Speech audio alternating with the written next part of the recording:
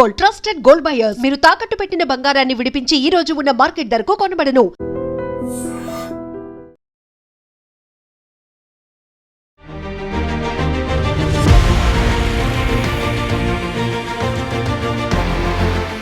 కేవలం యాక్సిడెంట్ తర్వాత ఇక్కడికే మార్చురీ దగ్గరగా అందరి మృతదేహాలను అయితే తీసుకొచ్చారు. ప్రస్తుతం మన ముందు మార్చురీ దగ్గర వాళ్ళ సంబంధికులందరూ కూడా మార్చురీ లోపల ఉన్నారు.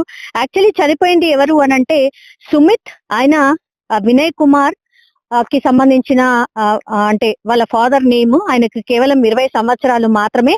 ఆయన BBA చదువుతున్నాడు. ఇక నిఖిల్, ఆయన పాపం ఫాదర్ కూడా లేడు అతనికి, ఆయనకు కూడా 20 years, BBA ఫైనల్ ఇయర్ చదువుతున్నాడు. అండ్ ఇంకోటి బల్మురి రోహిత్, ఆయన విద్యాసాగర్ రావు, వాళ్ళ ఫాదర్ పేరు వచ్చేసి అండ్ 18 years మాత్రమే, ఇంజనీరింగ్ స్టూడెంట్, MGIT లో చదువుతున్నాడు. అండ్ ఇంకొకళ్ళు దేవల సూర్యతేజ, అరుణ్ కుమార్, వాళ్ళ ఫాదర్ పేరు వచ్చేసి ఆయనకు కేవలం 20 సంవత్సరాలు మాత్రమే, ఆయన BBA సెకండ్ ఇయర్ చదువుతున్నారు. యాక్చువల్లీ ఈ ఇందులో మొత్తంగా చూస్తే గనక సుమిత్ బర్త్డే నిన్న, సుమిత్ బర్త్డే కోసమని అందరూ పార్టీ చేసుకోవడానికని వెళ్ళిన తర్వాత ఈ ఇన్సిడెంట్ అయితే జరిగినట్టుగా కూడా చెప్తున్నారు. సో ప్రస్తుతం మన ముందు మార్చురీ దగ్గర అందరూ వాళ్ళ పేరెంట్స్ కి సంబంధికుల అందరూ కూడా ఈ మార్చురీ లోపలనే ఉన్నారు. సో వాళ్ళు ఒకటే చెప్తున్నారు, మా పిల్లలు పాపం బర్త్డే పార్టీకి అని వెళ్ళి వచ్చిన తర్వాత ఇన్సిడెంట్ అయితే జరిగింది.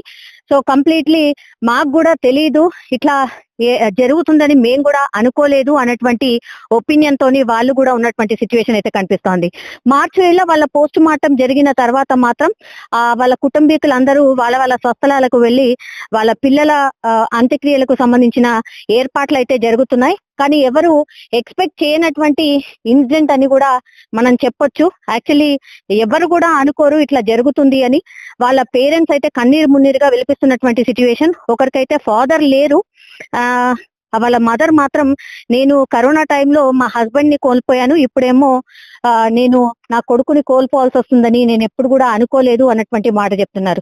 సో మార్చురీ దగ్గర మాత్రం పూర్తిగా ఒక నిశ్శబ్ద వాతావరణం అయితే కనిపిస్తోంది. మరి కాసేపట్లోనే వాళ్ళ పోస్ట్ మార్టం అంతా కూడా పూర్తి చేసి వాళ్ళ స్వస్థలాలకు తీసుకెళ్లి వాళ్ళ అంత్యక్రియలకు సంబంధించిన ఏర్పాట్లు అయితే జరుగుతున్నాయి.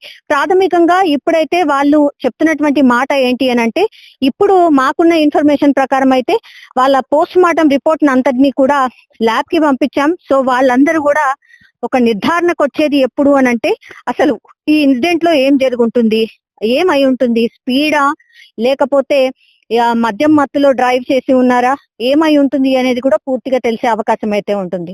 ఇంకొకరు నక్షత్ర మాత్రమే ఇందులో బతికున్నారు. ఆమెని ఒక ప్రైవేట్ హాస్పిటల్ దగ్గర ట్రీట్మెంట్ తీసుకుంటున్నారు కాబట్టి ఆమె కూడా ఒకటే చెప్తున్నారు, వాళ్ళ సిస్టర్ మాట్లాడింది, ఆమె మాత్రం ట్రీట్మెంట్ తీసుకుంటున్న సిచ్యువేషన్. చాలా మంది కూడా వాళ్ళ కుటుంబీకులు కూడా ఇక్కడికి వచ్చి ఇంకా కూడా ఇక్కడే ఉన్నారేమో అన్నటువంటి దాంతో చాలా మంది ఇక్కడికి వస్తున్నటువంటి పరిస్థితి అయితే కనిపిస్తోంది. కానీ అత్యంత బాధాకరం, ఎవరు కూడా ఎక్స్పెక్ట్ చెయ్యలేదు ఇట్లా జరుగుతుంది అనేసి.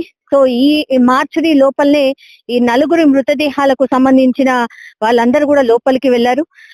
ఆ మృతదేహాల్ని అత్యంత బాధాకరమైనటువంటి సిచ్యువేషన్ లో వాళ్ళ స్వస్థలాలకు తీసుకువెళ్లే ఏర్పాట్లు అయితే చేస్తున్న సిచ్యువేషన్ అయితే కనిపిస్తోంది.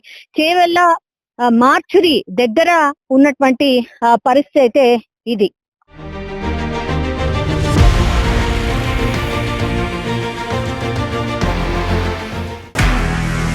నిజంగా ప్రస్తుతం ఉన్నటువంటి సమాజం దేనికి ప్రయారిటీ ఇస్తుంది? ఆర్థిక సంబంధాల చుట్టూ మాత్రమే తిరుగుతుంది. మళ్ళీ ఎన్నికలంగానే చాలా విరక్తి కలుగుతుంది.